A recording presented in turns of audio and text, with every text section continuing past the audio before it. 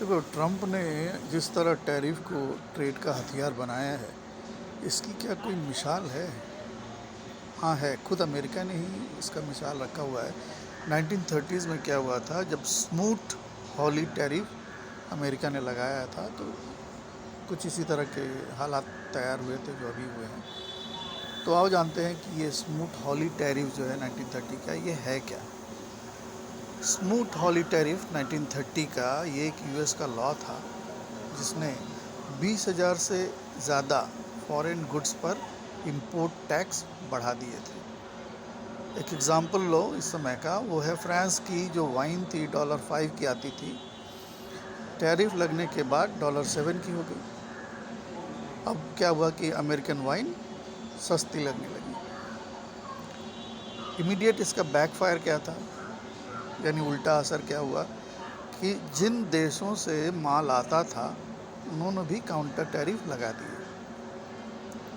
Canada ने America के wheat पर, पोर्क पर और एप्पल्स पर भारी टैक्स लगा दिए। जिन फार्मर्स को बचाना था वही एक्सपोर्ट खो बैठे, यानी अमेरिका के जो फार्मर्स, इनको बचाने के लिए ये एक्ट आया था या टैरिफ लगाया था अमेरिका ने, वो ही उन्हीं का एक्सपोर्ट मार्केट ख़राब हो गया। कुछ इसी तरह जैसे अभी सोयाबीन का मार्केट, यूएसए के जो फार्मर्स है, किसान हैं, उनका जो सोयाबीन का मार्केट है वो ख़राब हो गया है। चाइना में ज़्यादा था पहले वो। अब एक और रिज़ल्ट होता है इसका कि ट्रेड वार ये यानी हुआ था उस समय और अभी भी होगा, वो है ट्रेड वार एस्केलेशन। अगर तुम टैरिफ लगाओगे तो दूसरा छोड़ देगा तुमको। व्यापार युद्ध इसको कह सकते हैं। यानी instead of security global trade 65% उस समय गिर गया। ये 1929 से 34 की बात है। 65% ट्रेड गिर गया टैरिफ की वजह से। यूएसए कार्स की जो एक्सपोर्ट थी वो गिर गई, क्योंकि यूरोप ने अमेरिकन ऑटोमोबाइल्स पर रिटेलिएशन टैरिफ लगा दिया। अभी भी यही हो रहा है।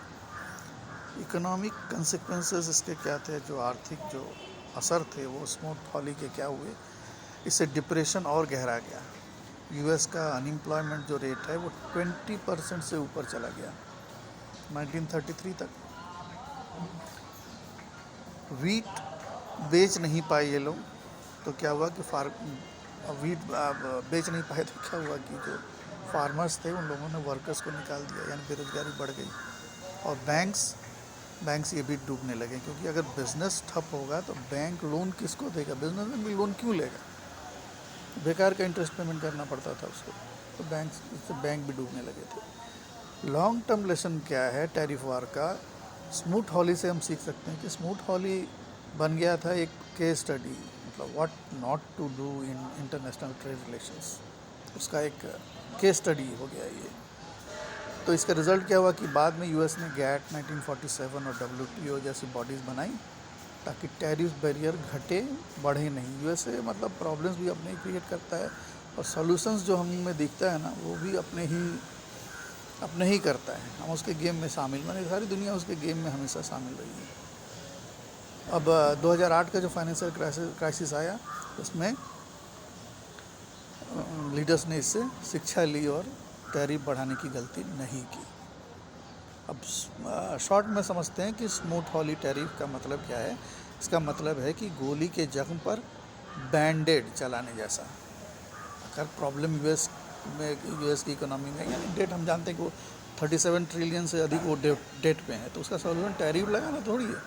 इससे तो हालत और बिगड़ जाएंगे, इतिहास गवाह है।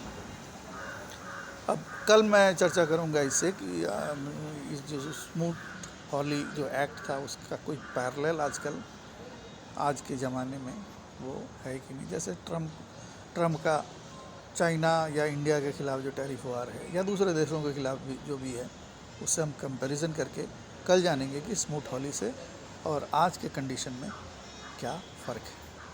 वीडियो को शेयर कर देना, कुछ बच्चों को कंपटीशंस के लिए इनकी ज़रूरत पड़ेगी। मिलते हैं कल।